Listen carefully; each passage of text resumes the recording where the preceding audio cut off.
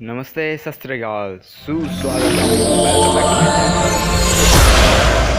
दोस्तों, आज का मेरा टॉपिक है कुछ अनोखे राज ताजमहल के बारे में, जो आपको नहीं भी पता होंगे और पता होंगे तो मैं आपको बताने वाला हूँ। तो ताजमहल है वो हमारे शाहजहाँ ने बनवाया था अपनी पसंदीदा बेगम मुमताज़ महल के लिए। ताजमहल हिंदुओं के अनुसार ताजमहल एक शिव मंदिर है जिसका असली नाम तेजो महल्ले है, क्योंकि किसी भी मुस्लिम देश में ऐसे कोई इमारत नहीं है जिसके नाम में महल आए, क्योंकि महल कोई मुस्लिम शब्द नहीं है, वह एक हिंदी शब्द है। और भी कई बातें हैं जो मैं आपको इस वीडियो में बताने वाला हूँ ताजमहल के बारे में।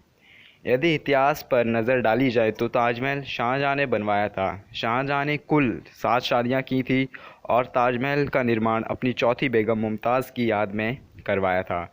मुमताज़ की मौत 14वें बच्चे को जन्म देते हुए हुई। मुमताज़ की मौत के बाद शाहजहाँ ने उसकी बहन से शादी कर ली थी। तो और विश्व के 7 अजूबों में शामिल ताजमहल को बनाने में 22 साल लग गए थे। इसे बनाने का काम 1632 में शुरू हुआ और 1653 में ख़त्म हुआ। आई मीन्स 1653 में। इसे पूरा करने में लगभग 22,000 मज़दूरों का हाथ था, और ऐसा माना जाता है कि जो शाहजहाँ हैं उन्होंने जिन मज़दूरों ने काम किया था, ये 22,000 इनके हाथ काट दिए गए थे जब ये काम ख़त्म हो चुका था। तो 1632 में ताजमहल को बनाने में कुल 3.2 करोड़ रुपए का खर्च आया, लेकिन यदि आज ताजमहल को बनाया जाए तो लगभग 6,800 करोड़ रुपए खर्च होते हैं। मैंने अपनी पिछली वीडियो में भी बताया था कि ताजमहल को बनाने में आज कितना खर्च होता, पर वो गलत था। मैंने उसमें सिर्फ 1,700 करोड़ बताए थे। आपको शायद आपको शायद मेरी तरह ये अजीब लगे। ताजमहल है वो लकड़ियों पर खड़ा हुआ है। ये ऐसी लकड़ी हैं जिसे मज़बूत रहने के लिए नमी की ज़रूरत है, यानी कि ह्यूमिडिटी की, जो यमुना नदी से मिलती रहती है उसे। इसलिए ये ताजमहल उन लकड़ियों पे खड़ा हुआ, ये कभी भी गिर नहीं सकता जब तक उसे पानी मिलना बंद नहीं हुआ।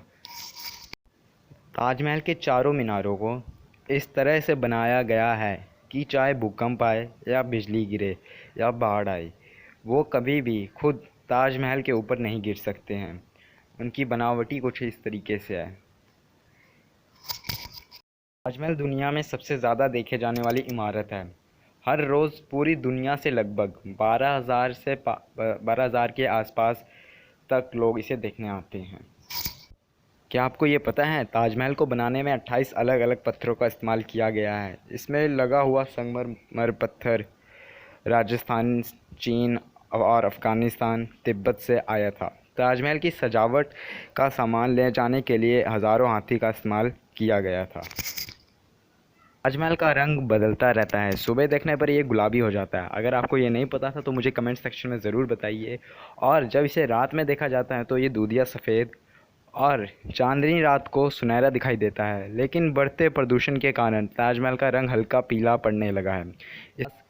इसके पास पेट्रोल और डीजल का वाहन बंद है, क्योंकि ये इसका रंग बदलने के बीच में जब भारत और पाकिस्तान का युद्ध हुआ तो उसके बाद ताजमहल को बांस के घेरों से ढक दिया गया था, ताकि ताजमहल को क्षति से बचाया जा सके, क्योंकि युद्ध के बीच में ताजमहल को कुछ भी क्षति पहुंची जा सकती।